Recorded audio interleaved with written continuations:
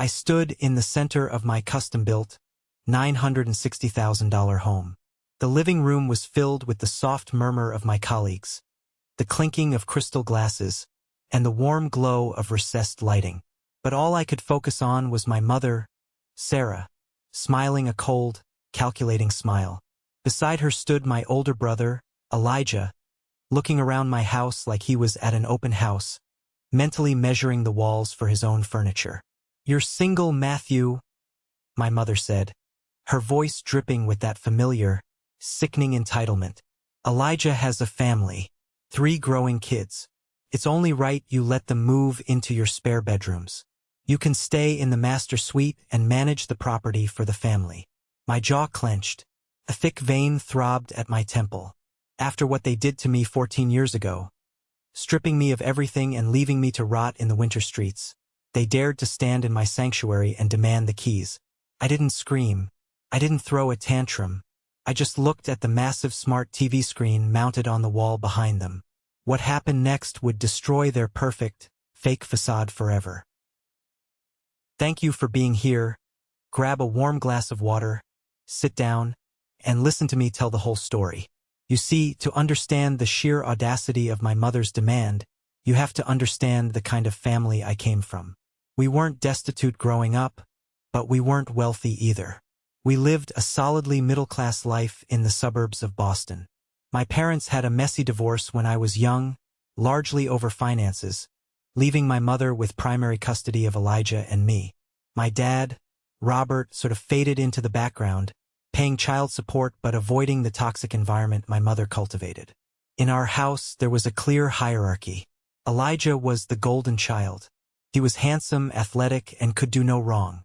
I was the spare part. I was the quiet kid who liked computers and stayed out of the way. I accepted this dynamic early on. I never expected to be the favorite. I just wanted to survive until I was 18, go to college, and start my own life. I worked my fingers to the bone in high school.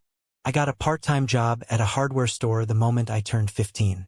Every single paycheck, every birthday check from my grandparents, went straight into a college fund my dad had set up for me years ago. My mom was the custodian of the account, but the rule was simple. That money was for my education. By the time I was a senior in high school, I had $45,000 sitting in that account. It was my ticket out. It was my future. I didn't care that Elijah got a brand new car for his graduation while I got a pat on the back. I didn't care that my mom bragged about Elijah's mediocre college grades to anyone who would listen while ignoring my straight A's. I had my plan. I had my fund. The housewarming party was supposed to be a celebration of how far I had come. My business partner, Carter, was there. My college mentor was there. Even the CEO of the company that bought out my startup was mingling near the kitchen island. But the moment my mother and brother walked through that heavy mahogany front door, the air in the room changed. They didn't bring a gift. They didn't offer congratulations. Chloe, Elijah's wife, immediately started complaining about the drive and how hard it was to find parking for their SUV. I watched them circulate through my home, their eyes wide with poorly concealed greed. They touched the marble countertops. They inspected the high-end appliances. They looked at my life not with pride, but with ravenous hunger. And when my mother finally cornered me in the living room, surrounded by my closest friends and colleagues, to deliver her ultimatum about Elijah moving in, a profound sense of calm washed over me. It was the calm of a man who held all the cards. But to play my hand, I had to let the memory of the darkest night of my life fuel my next move. Let me take you back 14 years. It was a Tuesday in early February, the kind of Boston winter night where the wind physically hurts your face and the snow turns into a hard, dirty crust of ice. I was 18 years old. I had just finished a brutal 6-hour shift at the hardware store after a full day of high school classes. My hands were cracked from the cold, and all I wanted was a hot shower and my bed. I unlocked the front door and walked into the kitchen. The smell of cheap takeout hung in the air. My mother and Elijah were sitting at the dining table, totally engrossed in a sea of printed spreadsheets and bank statements. They didn't even look up when I took off my boots. "What are you guys working on?" I asked, grabbing a glass of water from the fridge. My mother kept her eyes glued to the papers. Elijah and Chloe are buying a house, she said casually. With the baby coming, they need a proper place. A 3-bedroom in the suburbs. That's great, I said genuinely. I didn't love Elijah, but a baby was good news. The problem is the down payment, Elijah chimed in, leaning back in his chair and crossing his arms. The bank requires 20% to avoid the extra insurance. We're short. I nodded, not really seeing how this involved me. Well, I hope you figure it out. I turned to head to my room. We already did, my mother said. Her voice was flat, totally devoid of emotion. We're using your college fund. I froze in the hallway. The glass of water in my hand suddenly felt very heavy. I turned around slowly. Excuse me? My mother finally looked at me. Her expression was the same one she used when telling me we were out of milk. Your college fund, Matthew. There's $45,000 in there. It's exactly what your brother needs to close on the house. You're smart. You can go to a community college for a couple of years, get some loans, and figure it out. Family comes first. My brain short-circuited. I couldn't process the words. That's my money, I stammered, my voice cracking. Dad set that up. I worked for 3 years putting my own paychecks into that account. It's for my tuition. Elijah let out a loud, obnoxious sigh. Don't be so dramatic, Matt. You're single. You don't have responsibilities. I'm starting a family. What do you want, your niece to grow up in a cramped apartment just so you can go to some fancy 4-year university right away? Yes, I shouted, the shock instantly turning into burning rage. Yes, I do. Because I earned it. You didn't save a dime, Elijah. You spent your salary on designer clothes and vacations. You can't just steal my future because you lack basic planning skills.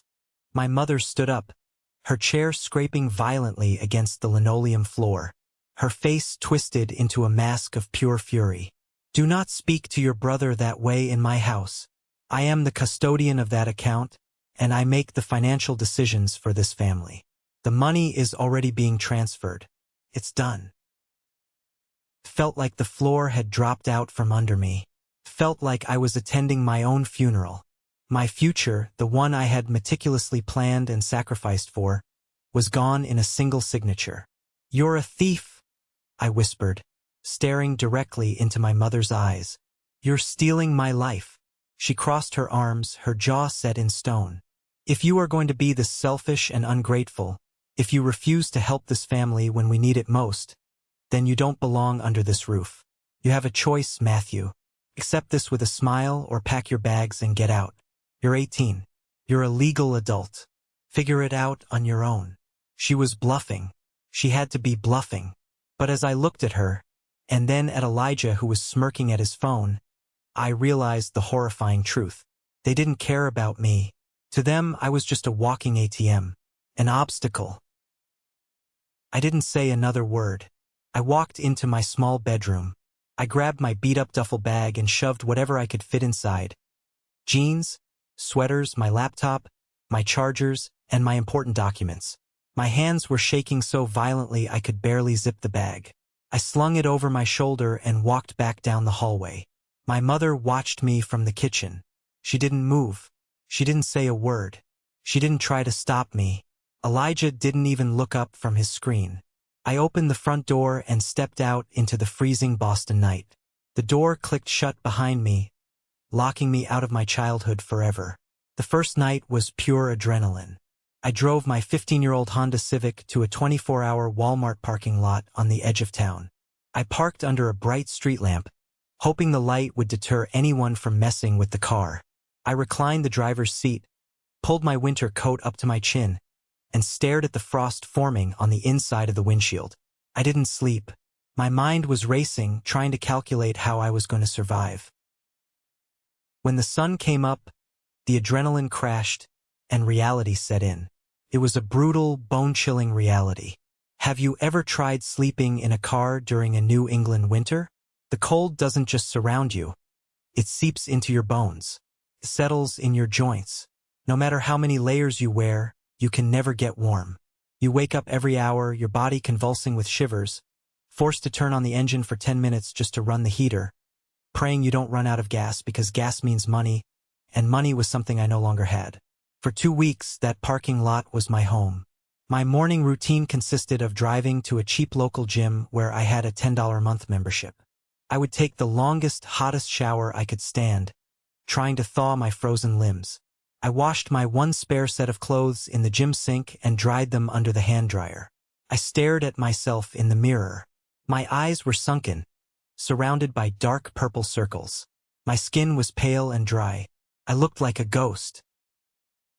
I couldn't go back to high school. I couldn't focus on calculus when my stomach was cramping from hunger. I dropped out of my classes and immediately started looking for full-time work. I landed 2 under-the-table jobs. In the mornings, I scrubbed floors and cleaned toilets at a rundown diner. In the evenings, I mopped the aisles of a discount grocery store. I smelled constantly of cheap bleach and stale fry grease.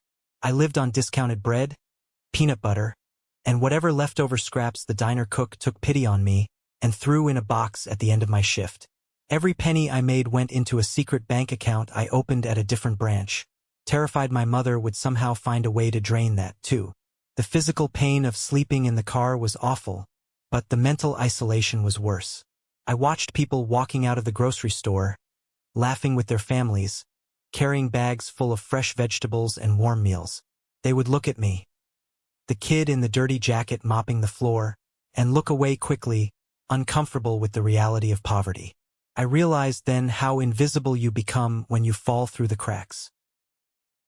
My phone never rang. Not once.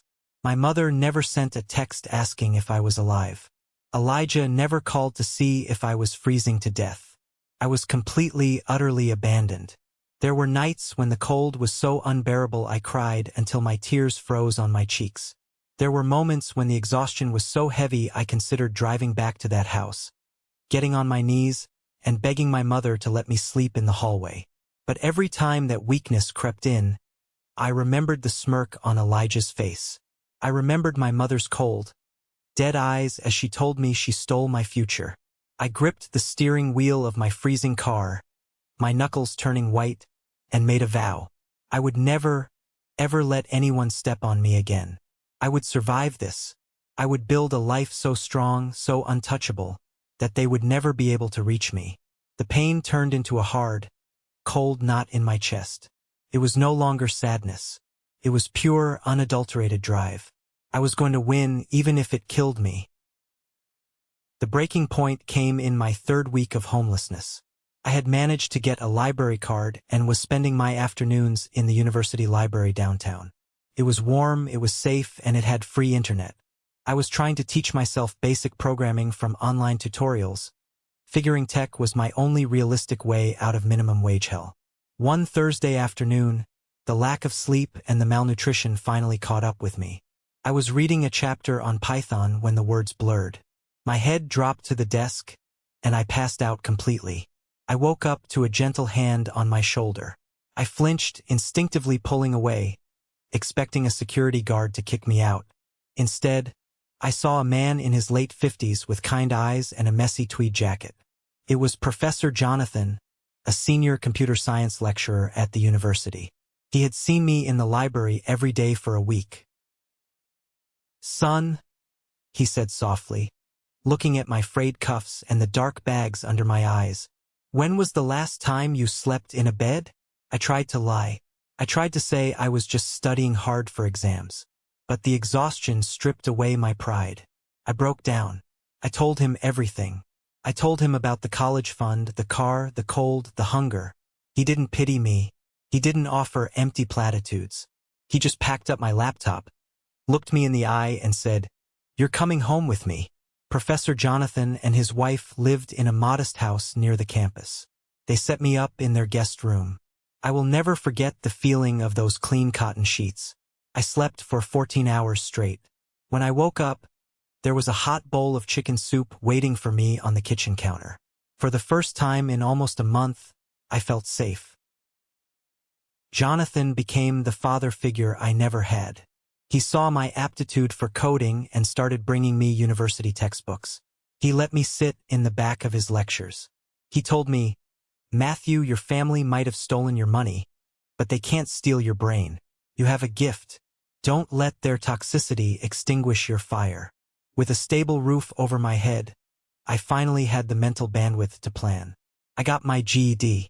Jonathan helped me navigate the complex world of financial aid. Since I was independent and estranged from my parents, he believed I could qualify for heavy government grants and student loans to officially enroll in the university.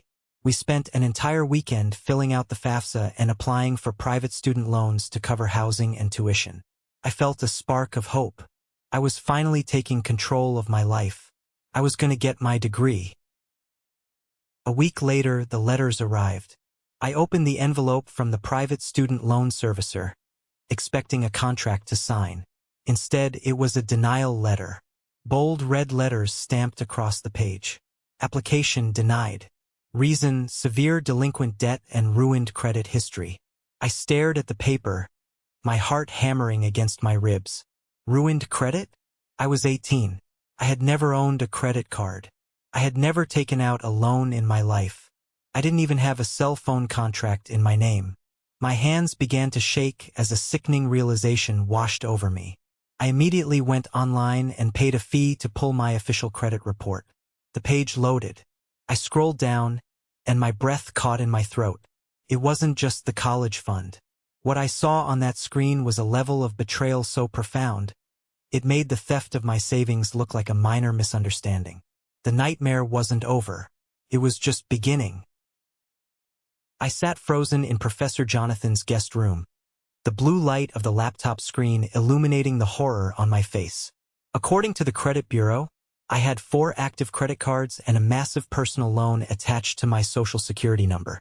The total outstanding balance? $45,000. All of the accounts were severely past due, racking up insane late fees and penalty interest rates. I clicked on the transaction histories. The purchases were recent, starting exactly around the time I was kicked out of the house. Thousands of dollars spent at high-end furniture stores. Massive charges at a luxury appliance center. A huge down payment to a landscaping company. It didn't take a genius to connect the dots. My mother hadn't just drained my college fund for Elijah's down payment. She had stolen my identity to furnish his brand new house. A wave of nausea hit me so hard I had to run to the bathroom and dry heave. It was a fatal stab from flesh and blood. They knew I was out there, sleeping in a freezing car, struggling to buy a loaf of bread, and they were actively destroying whatever future I had left so Elijah could have a leather sectional and a stainless steel refrigerator. I didn't cry. The sadness was completely burned away, replaced by a cold, calculating fury. I printed out every single page of that credit report. I put on my coat and walked 3 miles in the snow straight to the local police precinct. I sat in a sterile interrogation room across from a guy named Detective Hayes. I laid out the paperwork. I gave him my mother's address, Elijah's address, and a sworn statement. Hayes took one look at the documents, looked at my young, exhausted face, and sighed. Identity theft by a parent. Unfortunately, kid, I see this more often than you'd think. We have enough to arrest her by tomorrow morning. It's a felony. Hearing those words out loud, felony arrest, made everything real. If I pressed charges, my mother would go to prison. Elijah would be implicated as an accessory. Their lives would be ruined. A part of me, the angry, wounded kid, wanted to watch the police kick their door down. But then the logic kicked in. If she went to jail, the debt would be tied up in litigation for years. My credit would remain destroyed while the courts figured it out. I wouldn't be able to get student loans, rent an apartment, or even get a decent job with a background check. I looked at Detective Hayes. I want a deal, I said, my voice eerily steady. I won't press criminal charges right now. I will take responsibility for the debt and pay it off myself. Hayes frowned. Son, that's 45 grand. You're 18. You shouldn't do that. I know, I replied. But I need my credit cleared eventually, and I need this over with. I will pay it. But in exchange, I want this entire file, the fraud, the forged signatures, the IP addresses used to open the accounts, documented permanently in police records. and I want an ironclad restraining order against my mother and my brother. They cannot contact me, approach me, or use my name ever again." Hayes saw the sheer determination in my eyes. He nodded slowly. "I can make that happen, but you're taking a massive burden on your shoulders." I walked out of that police station with a mountain of debt that wasn't mine, but I also walked out with a weapon, a permanent legal record of their crimes. I knew, deep in my gut, that the day would come when I would need it. The next 4 years were a blur of sleep deprivation, caffeine, and relentless grinding. I was officially a full-time university student, thanks to Professor Jonathan helping me secure emergency grants, but my real life was defined by the debt. $45,000 at high interest. It was a monster that breathed down my neck every single day. I worked 3 jobs while taking a full course load in computer science. I did freelance coding for pennies at night, managed a campus coffee shop at dawn, and fixed broken laptops for students on the weekends. I didn't go to parties. I didn't date. I barely existed outside of work and school. Every extra dollar went straight to the credit card companies to pay off Elijah's luxury furniture. But my mother, the ghost of manipulation, wasn't done trying to ruin me. During my sophomore year, I went to file my taxes. I was expecting a small refund, desperately needed money to fix my overheating laptop. But the IRS rejected my electronic return. The reason? Someone had already claimed me as a dependent. I knew exactly who it was. My mother was trying to claim me on her taxes to get a larger refund for herself, essentially telling the government she was financially supporting me while I was starving and paying off her fraudulent debt. It was the ultimate slap in the face. I didn't call her to argue. I didn't yell. I went to the university's free legal clinic. A sharp-eyed law student helped me draft a brutal, terrifying cease and desist letter. We threatened her with IRS fraud investigators, citing the existing police reports regarding the identity theft. We sent it via certified mail, so she had to sign for it. I never heard a word back from her, but the tax issue was magically resolved 2 days later. That was the last time I ever dealt with her indirectly. The wall between us was now made of concrete and legal threats. It was during this dark, exhausting period that I met Carter. Carter was another computer science major, brilliant but chaotic. He came from a poor family too, always stressing about paying rent and buying textbooks. We bonded over cheap ramen noodles and late-night coding sessions in the library. One night at 3 a.m., as we were both staring at our miserable bank account balances on our phones, Carter slammed his hand on the table. "Man, these banking apps are built for rich people. They show you your investments and your portfolio. I don't need a portfolio. I need an app that tells me if I buy this coffee, I won't make rent on Tuesday." It was a light bulb moment. The frustration, the poverty, the constant anxiety about money, we could weaponize it. We decided to build a financial management app designed specifically for broke college students and people living paycheck to paycheck. An app that analyzed microspending, predicted overdrafts, and gamified saving pennies. We called it Senior Building. Sen became my obsession. It was my way of taking control of the financial trauma my family had inflicted on me. While other students were at football games, Carter and I were locked in a basement lab writing thousands of lines of code. I poured all my anger, my hypervigilance about money, and my technical skills into the architecture of that app. I was exhausted, stressed, and still drowning in my family's debt. But for the first time in my life, I felt like I was building a ladder out of the mud. The launch of Sen was slow at first. We pushed it out to the university network, hoping maybe a few hundred students would download it. But the algorithm I wrote to predict budget shortfalls was incredibly accurate. Students loved it. Word of mouth spread.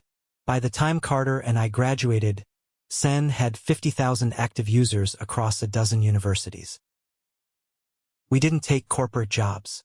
We rented a tiny, roach-infested apartment in the city, slept on mattresses on the floor, and worked on Sen 20 hours a day. We sought venture capital, faced dozens of rejections, and finally landed a seed round that let us hire a small team. The next 5 years were a rocket ship. The economy was tough, inflation was rising, and suddenly, Everyone needed an app to help them stretch their salary. San exploded. We went from 50,000 users to 5 million. We were featured in major tech magazines. We moved out of the Roach apartment and into a sleek downtown office. And then, the day my life changed forever arrived. We were called into a meeting with Mr. Anderson, the CEO of one of the largest fintech corporations in the world. He was a ruthless, brilliant businessman. He didn't waste time with small talk.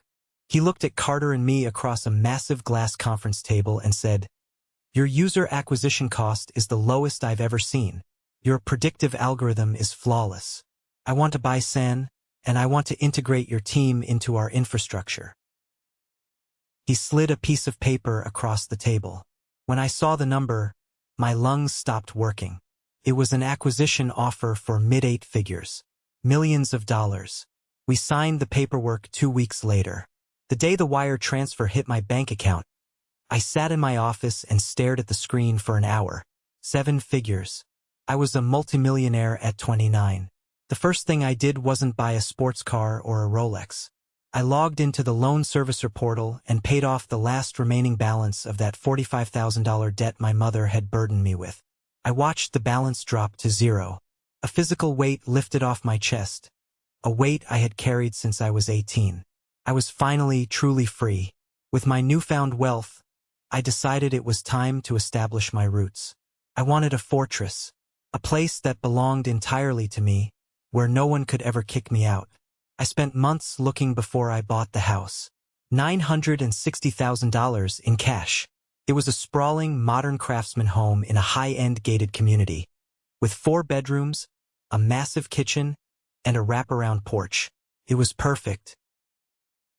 As I walked through the empty rooms, smelling the fresh paint and the polished mahogany floors, a strange thought crept into my mind. I had won. I had survived the winter in the car, the starvation, the crushing debt, and the betrayal. I had built an empire from the mud they pushed me into. But the victory felt incomplete. They didn't know. My mother and Elijah were likely still living in their bubble of delusion, thinking I was a failure who had amounted to nothing. I realized then that moving on wasn't enough. I needed them to see exactly who they threw away. I needed them to look at my success and choke on their own regret. It was time to invite them into my web. Planning the housewarming party became my ultimate project. I hired the best caterers, invited my closest friends, my tech industry colleagues, Carter and Professor Jonathan. But the most important names on the guest list were Sarah and Elijah. Before I sent the invitations, I needed intel. I hadn't spoken to them in over a decade. I needed to know exactly what kind of situation I was walking into. So, I reached out to the one person who might know: my dad, Robert. We met at a quiet diner outside the city. He looked older, tired, carrying the guilt of a man who knew he abandoned his son when it mattered most. We ordered coffee, and after an hour of awkward apologies and catching up on my success, I asked the question that mattered. "How are Mom and Elijah doing?" My dad let out a long, heavy sigh and stirred his coffee. "Not well, Matthew. Not well at all. But they're hiding it." "Hiding what?" I leaned in. "Elijah is broke," Dad said, lowering his voice. "He lost his corporate job 3 years ago. His salary is gone. Instead of finding real work, he started throwing money at terrible crypto investments and day trading, trying to get rich quick. He wiped out his savings. He's up to his eyeballs in second mortgages on that house they bought. Your mother has been secretly taking out personal loans to help him stay afloat, trying to keep up appearances." I absorbed this information. The golden child had crashed and burned. "Does Chloe know?" I asked. Dad shook his head. "No. Elijah is terrified of her.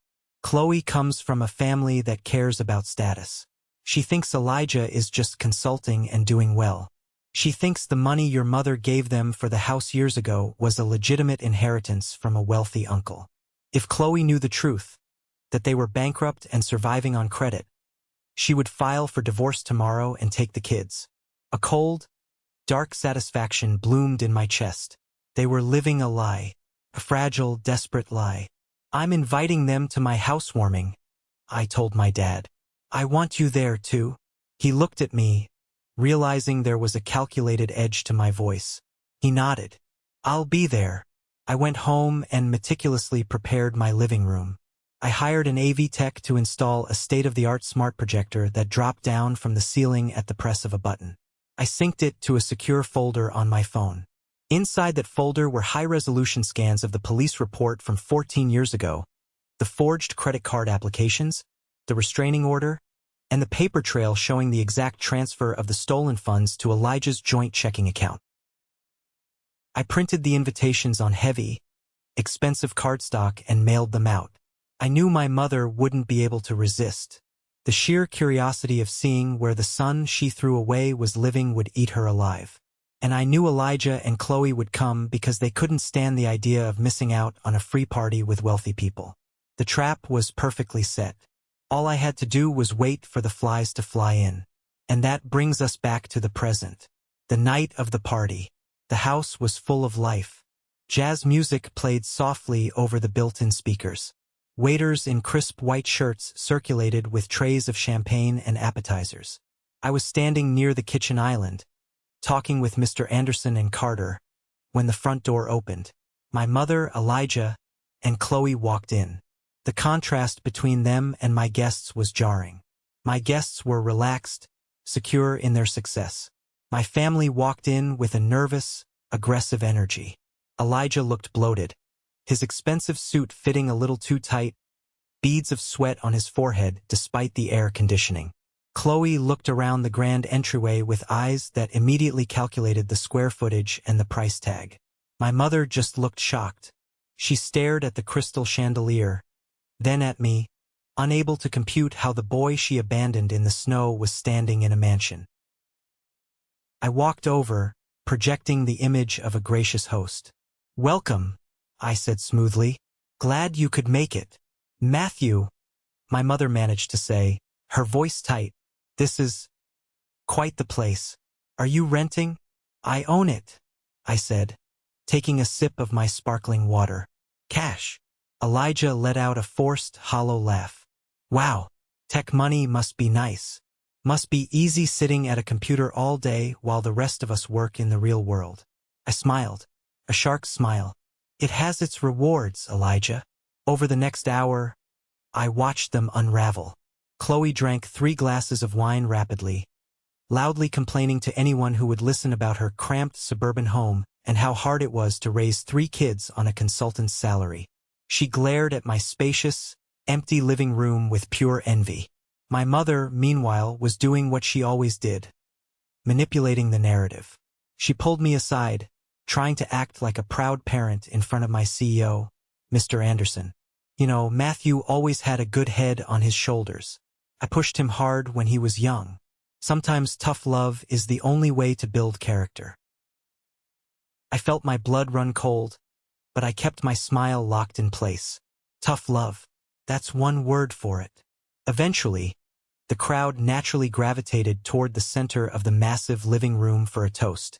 I raised my glass to thank my friends, Carter, and Professor Jonathan for their unwavering support.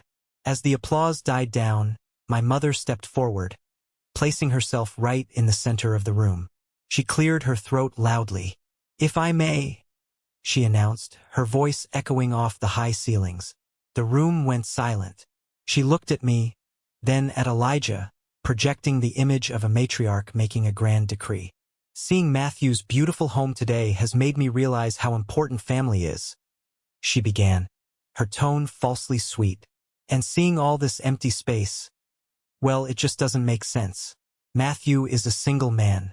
He works all the time. But Elijah and Chloe have 3 beautiful children who need room to grow. They are struggling for space." She turned directly to me, dropping the sweet act, her eyes turning hard and commanding. "Matthew, it's time you stepped up for your family. We've decided it would be best for everyone if Elijah, Chloe, and the kids moved into the 3 spare bedrooms here. You can stay in the master suite. Elijah can manage the property for you. It's the least you can do after everything this family has sacrificed for you." The silence in the room was absolute. You could hear a pin drop. Mr. Anderson looked horrified. Carter's face turned red with anger. My dad, standing near the back, covered his face with his hand. Chloe stood next to Elijah, looking incredibly smug, crossing her arms as if the keys were already handed to her. Elijah puffed out his chest, waiting for me to bow my head and obey, just like I did when I was a kid. I stood there, looking at the three of them. 14 years of pain, of cold nights, of starvation, of crushing debt, all crystallized into this single moment. They really thought they still owned me. They really thought I was still that terrified 18-year-old boy. I didn't yell. I didn't get angry. I let out a low, genuine chuckle. "Move in," I asked softly, the sound carrying perfectly in the silent room. I reached into my pocket and pulled out the small black remote for the smart home system.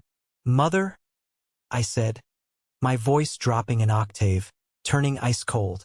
"I think there's a few things Chloe needs to see before she packs her bags." I pressed the button. The lights in the living room dimmed instantly, and with a mechanical hum, the massive projector screen dropped down from the ceiling right behind them. The trap had snapped shut. The projector screen unrolled with a quiet, mechanical whir, casting a bright, harsh light over the living room. Every single eye in the room darted from my mother's demanding face to the massive display. I had synced my phone to the system. With a single swipe of my thumb, the first document filled the screen. It was a high-resolution scan of a police report. The header clearly showed the logo of the Boston Police Department, dated 14 years ago. My mother's face instantly lost all its color. The smug, commanding matriarch vanished, replaced by a pale, trembling woman who suddenly realized she had walked into a minefield. Elijah took a step back, bumping into the edge of the couch, his eyes wide with panic. "What is this?" Chloe asked, her voice sharp, squinting at the screen. She didn't understand yet. She was still operating under the delusion that she was married to a successful consultant who came from a respectable family. "This," I said, my voice echoing in the silent room, "is a felony police report, filed by me 14 years ago, right after I was kicked out of my childhood home in the middle of a Boston winter." I swiped my thumb again. The screen shifted to a series of credit card applications and a personal loan contract. I used the laser pointer function on my phone to highlight the signature line. "Take a close look at that signature, Chloe," I instructed. "Notice how my middle initial is spelled wrong? That's because I didn't sign it. My mother did. She used my social security number to take out $45,000 in fraudulent debt." Gasps rippled through my guests. Carter clenched his fists, taking a step toward Elijah. Mr. Anderson, my CEO, set his champagne glass down on the counter with a loud clink, his expression turning to stone. "You're lying!" my mother shrieked, finding her voice. Her pitch was hysterical, completely dropping her refined act. "This is a fabrication. You forged this to humiliate us." "I don't need to forge anything, Sarah," I replied coldly, using her first name. Felt empowering. Because the next slide shows exactly where that $45,000 went. I swiped again. Bank statements appeared. They showed the fraudulent loan being deposited into an account, and then an immediate wire transfer for the exact same amount. The destination account was highlighted in bright yellow. It was a joint checking account, under the names Elijah and Chloe. Chloe gasped loudly, her hand flying to cover her mouth. She stared at the screen, then turned slowly to look at her husband. Elijah was sweating profusely now. He looked like a cornered rat, his eyes darting toward the front door. "Elijah," Chloe whispered, her voice trembling. "That date, that amount, that's the exact amount of our down payment for our first house. You told me that money was an inheritance. You said your wealthy uncle passed away and left it to you." The word inheritance hung in the air like a bad joke. "It was a gift," Elijah stammered, holding his hands up defensively. "Mom gave it to us as a gift. I didn't know where she got it." "You knew exactly where she got it?" I snapped, my voice cutting through his lies like a knife. "You sat at the kitchen table and watched her tell me she drained my college fund. And when that wasn't enough to cover your luxury furniture, You watched her steal my identity. You built your entire life on my back while I slept in a freezing car and starved. The room was electric with tension. Professor Jonathan stood beside my dad, both of them looking at my mother with absolute disgust. My dad's face was red with shame and anger. He had known parts of this, but seeing the actual police reports, the forged signatures, the sheer magnitude of the theft, broke something inside him. Chloe was hyperventilating now. She was a woman who cared deeply about appearances, about doing things right. The realization that her beautiful suburban home, the foundation of her marriage, was bought with stolen money from an abused teenager was tearing her apart in real time. "You let me believe we earned that," Chloe cried, tears spilling over her mascara. "You let me sit here tonight and demand his house. Oh my God, Elijah, you're a criminal. You are both criminals." I swiped one last time. The final document was the permanent restraining order. I spent the next 4 years of my life working 3 jobs, living on ramen, to pay off that debt so she wouldn't go to federal prison. I addressed the room, but my eyes were locked on my mother. I bought my freedom. I built my company. I earned my salary, every single penny of it. You have no power here. You have no claim here. This house is mine. My mother was backed into a corner, completely exposed in front of incredibly powerful, successful people. Her entire narrative of being the selfless, tough-love parent was shattered into a million pieces. But narcissists don't apologize when they are caught. They double down. "I did what I had to do for this family," she screamed, pointing a shaking finger at me. "Elijah needed a house. He had a baby on the way. You were just a kid, you had time to figure things out. A mother has to make hard choices. You should be thanking me. If I hadn't pushed you out, you would have never worked hard enough to get this house. I made you who you are." The sheer audacity of her statement sent a physical shockwave through the room. She was actually trying to take credit for my success. Before I could even formulate a response to that level of delusion, a voice boomed from the back of the room. "Shut your mouth, Sarah." It was my dad. Robert pushed his way to the front of the crowd. I had never seen him look so furious. He had spent his whole life avoiding conflict with her, taking the easy way out. But not tonight. "Don't you dare try to take credit for Matthew's brilliance," my dad yelled, pointing right back at her. "You didn't make him. You tried to break him. You stole the college fund I set up for him. You committed fraud. You are a toxic, abusive woman. And the only reason Matthew survived is because he is twice the man Elijah will ever be." My mother physically recoiled. Having her ex-husband dress her down in front of a crowd of tech millionaires was the ultimate humiliation. She looked at Elijah for support, but Elijah was too busy trying to deal with his wife. Chloe was vibrating with rage. She shoved Elijah hard in the chest. "Don't touch me," she hissed as he tried to grab her arm. "Do you have any idea what you've done? You made me look like an absolute fool. You brought me into this man's home to try and steal from him again." "Chloe, honey, please, we can talk about this at home," Elijah begged, his voice cracking. He looked pathetic. The golden child was tarnished beyond repair. "There is no home, Elijah," Chloe spat. "Our home is built on a felony. You lied to me about the inheritance. What else have you lied about? Is there even a consulting job? Are we even paying the mortgage?" Elijah flinched, and that tiny micro-expression was all Chloe needed to see. Her eyes widened in pure horror as she realized her entire financial stability was a mirage. "I want a divorce," Chloe said. The word dropped like an anvil.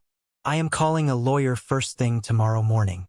I am taking the kids, and I am leaving."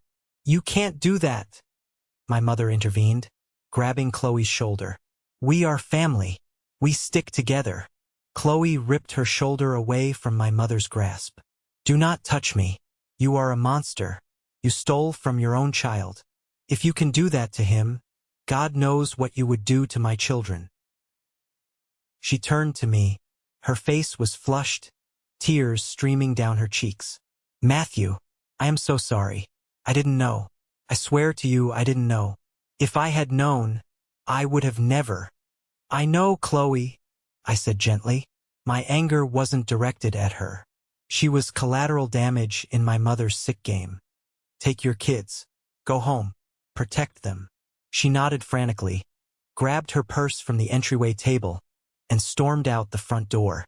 We could hear the loud beep of her unlocking her SUV, followed by the screeching of tires as she sped out of the driveway, leaving her husband stranded. Elijah stood frozen, watching the door close. He had just lost his wife, his kids, and his facade of success in the span of 10 minutes. He turned to me, his face twisted in a mixture of hatred and despair. "Are you happy now?" he yelled, tears of self-pity welling up. "You ruined my life. You destroyed my family over some old money." Carter, who had been boiling with rage this entire time, finally stepped in. He walked right up to Elijah, chest to chest. Carter is a big guy, and he looked ready to tear my brother apart. "He didn't ruin your life," Carter growled, his voice dangerously low. "You ruined it the second you decided to be a parasite. Now, you and your mother are going to turn around and walk out that door before I throw you through the front window." Professor Jonathan walked over to join Carter, forming a human barricade between my toxic family and the rest of my guests. Mr. Anderson pulled out his phone, casually mentioning he had the security gate guards on speed dial if there was a problem. My mother looked around the room. She was looking for a single sympathetic face, a single person who would buy into her victim routine. But she found nothing except cold, hard disgust. She realized, finally, that her power was completely gone. She couldn't manipulate these people. She couldn't intimidate me. She straightened her cheap jacket, lifted her chin in a pathetic attempt to maintain her dignity, and glared at me. "You are a bitter, ungrateful child," she hissed. "You are dead to me." "The feeling is completely mutual," I replied, my voice calm. "Don't ever contact me again. If you show up here, I will have you arrested for trespassing. And if you try to pull any financial stunts, I still have every piece of evidence from 14 years ago. The statute of limitations might be complicated, but I have enough money to tie you up in civil court until the day you die." She didn't say another word. She grabbed Elijah by the arm and practically dragged him out the front door. They walked out into the warm summer night, two miserable, broken people who had finally faced the consequences of their actions. The heavy mahogany door clicked shut behind them. The silence in the living room was deafening. My heart was pounding so hard I could hear it in my ears. I pressed a button on the remote, and the projector screen rolled back up into the ceiling, hiding the evidence of my painful past. Mr. Anderson was the first to speak. He walked over, picked up his champagne glass, and clapped me firmly on the shoulder. "Matthew, I always knew you were a tough negotiator in the boardroom. Now I know why. You're a survivor. Good for you for taking out the trash." The tension in the room finally broke. Carter gave me a massive bear hug, nearly lifting me off the floor. Professor Jonathan just smiled, a sad but proud smile, and squeezed my arm. The caterers quickly moved in to refill drinks and clear plates. The party resumed, but the atmosphere had changed. It wasn't just a housewarming anymore. It was a celebration of liberation. Later that night, after the last guest had left and the caterers had packed up their vans, I stood alone in my kitchen. I grabbed a broom and swept up a wine glass that had shattered during the commotion. As I dumped the broken glass into the trash, I realized I was crying. They weren't tears of sadness. They were tears of pure, unadulterated relief. It felt like I had been carrying a massive, cancerous tumor in my chest for 14 years, and a surgeon had finally cut it out. I could breathe. I was safe. The adrenaline crash the next morning was intense. I woke up in my massive master bedroom, staring at the ceiling, feeling a strange emptiness. The battle was over. I had won. But winning against your own blood leaves a complicated residue on your soul. I knew I couldn't navigate the fallout alone, so I booked an emergency session with Dr. Blake, my therapist. I had been seeing her since my startup gained traction, trying to unpack the hypervigilance and trust issues my childhood had caused. Sitting in her comfortable office, I recounted the events of the housewarming party. I told her about the projector, Chloe's reaction, my dad standing up, and the look on my mother's face. Dr. Blake listened quietly, taking notes. When I finished, she asked a simple question. "How do you feel, Matthew?" "I feel free," I admitted. "But I also feel a lingering guilt. Not for my mother, not for Elijah, but for the kids. My niece and nephews. I just blew up their parents' marriage. I exposed their father as a fraud. What kind of uncle does that?" Dr. Blake leaned forward. "You didn't blow up their marriage, Matthew. Elijah's lies blew up his marriage. Your mother's crimes blew up the family dynamic. You simply turned on the light in a dark room. The roaches scattered, but you didn't create the roaches." She was right. Logic dictated she was right. But emotions are rarely logical. "Those kids are going to suffer because Elijah is incompetent," I said, rubbing my temples. "Chloe is going to be fighting a messy custody battle. The divorce lawyers are going to drain whatever little money they have left. It feels like a funeral for those kids' childhoods." "So, what is your boundary?" Dr. Blake asked. "You have wealth. You have power. You want to help the children, but you cannot enable the parents. How do you structure that?" That session shifted my entire perspective. I realized my responsibility wasn't to save Elijah or fix my mother. My responsibility was to break the generational curse. I had to ensure that Gabriel, Caleb, and little Lily never had to sleep in a freezing car because their parents stole their future. I left Dr. Blake's office with a clear plan. I wasn't going to be the distant, vengeful uncle. I was going to be the safety net those kids deserved. But I would do it on my terms, with ironclad legal protection. I immediately called my corporate lawyer and set up a meeting for the following week. I had trusts to build. 6 months passed. The dust from the housewarming party settled, but the legal and financial wreckage left in Elijah's wake was spectacular. Through my dad, I kept tabs on the situation. Chloe filed for divorce immediately. During the discovery phase of the legal proceedings, the ugly truth about Elijah's finances was dragged out into the daylight. He hadn't just lost his corporate job, he had been fired for gross incompetence. He had spent the last 3 years funneling credit card cash advances into shady crypto schemes trying to hit the jackpot. Their beautiful suburban home, the one bought with my stolen college fund, was heavily leveraged with a second mortgage and a HELOC loan. The bank foreclosed on it. Elijah was forced to declare total bankruptcy. He was stripped of his assets, his pride, and his family. Chloe won primary physical custody of the kids, citing Elijah's financial instability and gambling-like behavior. With no job, no wife, and no home, the golden child had nowhere else to go. Elijah had to pack his cheap suitcases and move back into my mother's cramped, aging apartment. It was poetic justice. 2 narcissists, stripped of their money and their audience, locked in a tiny box together. According to my dad, they were completely miserable. Without me to serve as the scapegoat, they turned on each other. My mother blamed Elijah for being a failure and losing his wealthy wife. Elijah blamed my mother for coddling him and giving him bad financial advice. Their apartment became a war zone of screaming matches and bitter resentments. One rainy Tuesday afternoon, my phone buzzed. It was an unknown number. I answered it cautiously. "Matthew?" It was my mother. Her voice sounded thin, raspy, and desperate. The commanding tone she had wielded my entire life was completely gone. "How did you get this number?" I asked, keeping my voice flat. "Your dad gave it to me.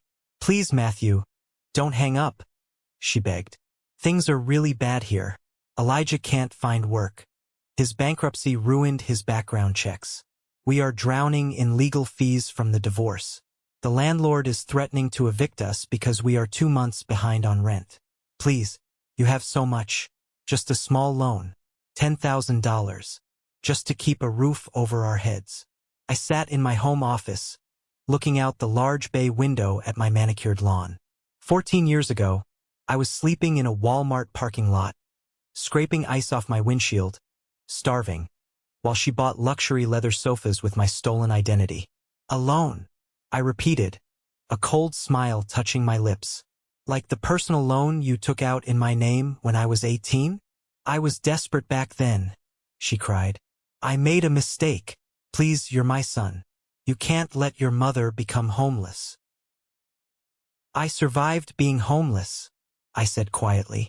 It builds character. You told me that yourself. Consider this some tough love. Matthew, please, I'll do anything.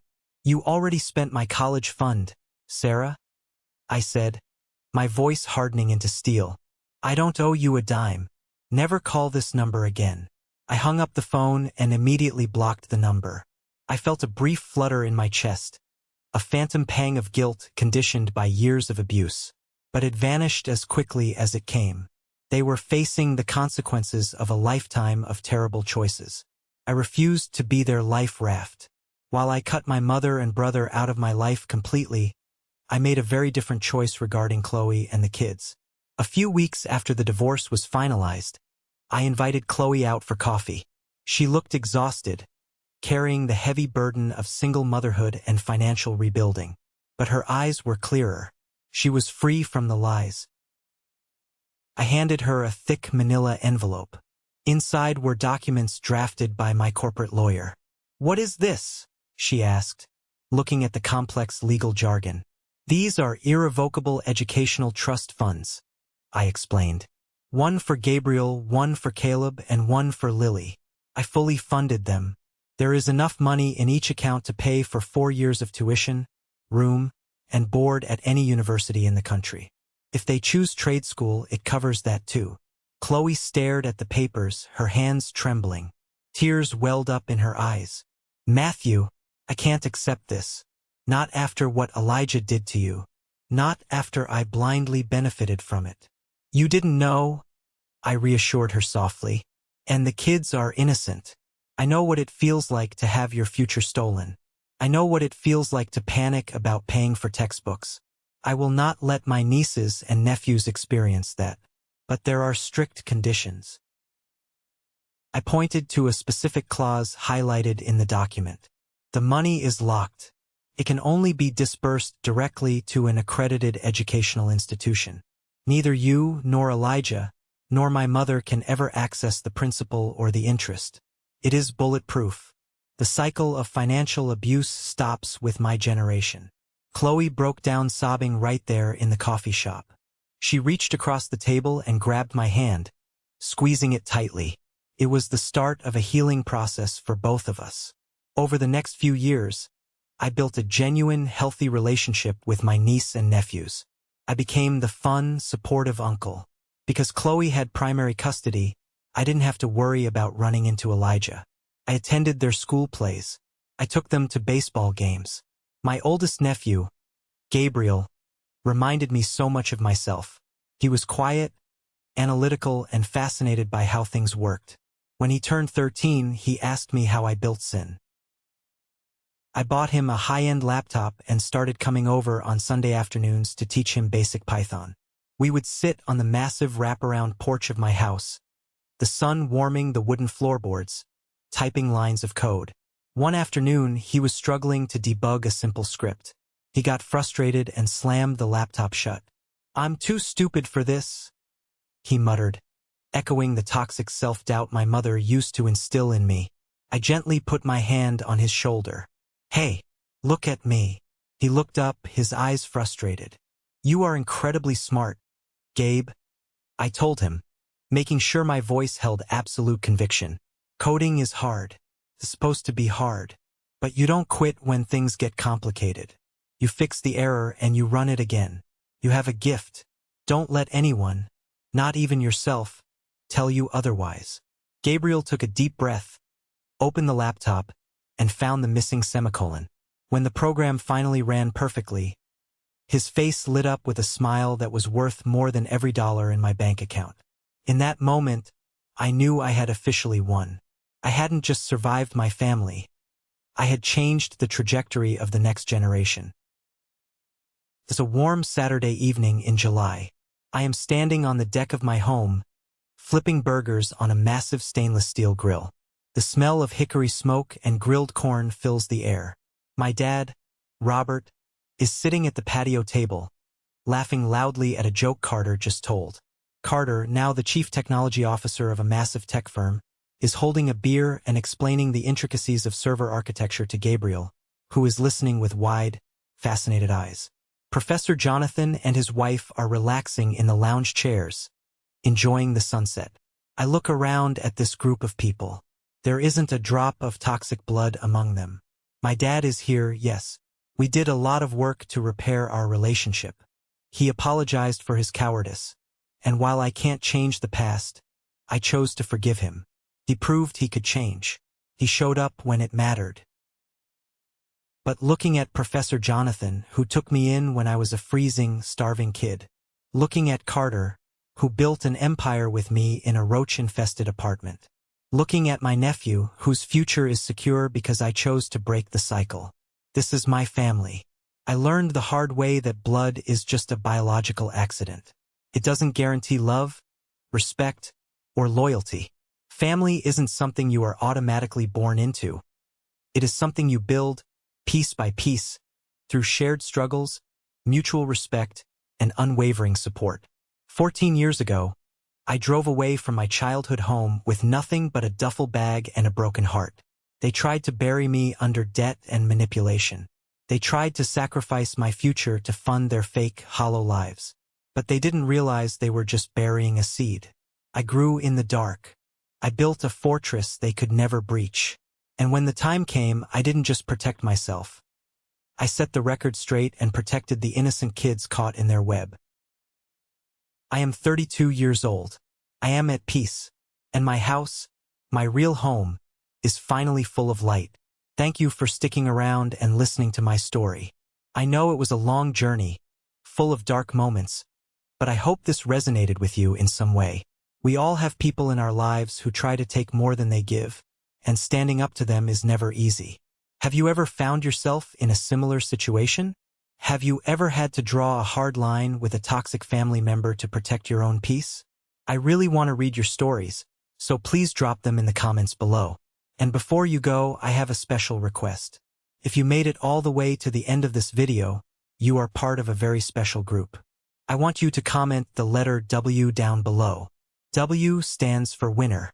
It's a secret code for the 1% Club. The incredible group of people who stick around, listen to the full truth, and understand what it takes to survive and win in life. If you enjoyed this story and want to hear more about navigating life, building success from scratch, and protecting your peace, please hit that like button and follow the channel. We are building a community of winners here, and I want you to be a part of it. Stay strong, protect your boundaries, and I will see you in the next story.